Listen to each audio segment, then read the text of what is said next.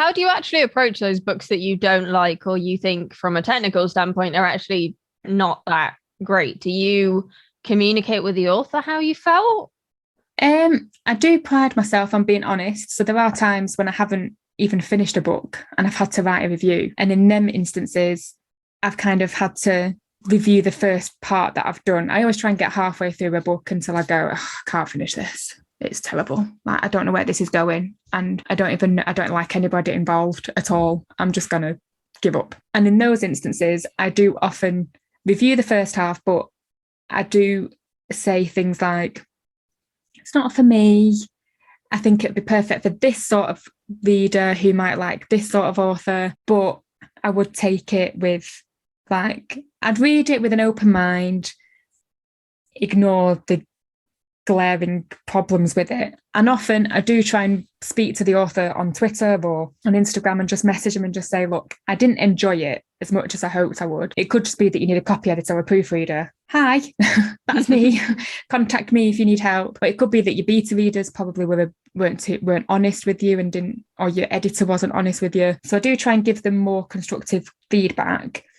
But yeah, I do try and make sure that I am honest, but I'm not just like, I hated it. It was rubbish. Nobody should read this book. Just get rid of it. Burn all copies.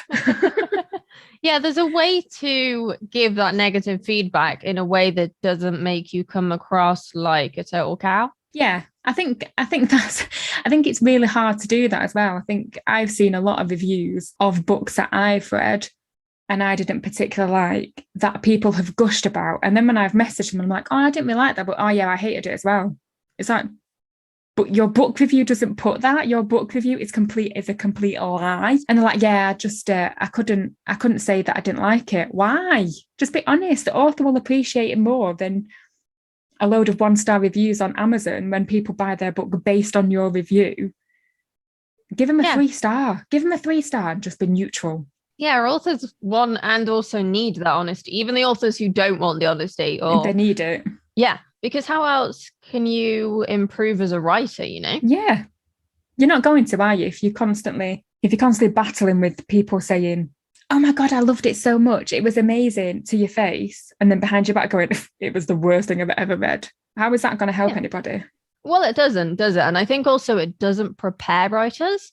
Because when you publish, people can be evil. That's just a fact. Some people will project their bad mood onto you when they post a review on Amazon, Apple, wherever. And so you have to be prepared for that. And if you've got book reviewers being honest with you in a diplomatic way, then that helps you much more and prepares you much more for what could happen. Yeah. And the thing, every book will have a 1-star review from someone, but why not give them a 3-star review and at least say, find something that you did like about it, even if it was one character who said one line in the whole 300 pages. Just put that in the book review and just say, I liked this bit.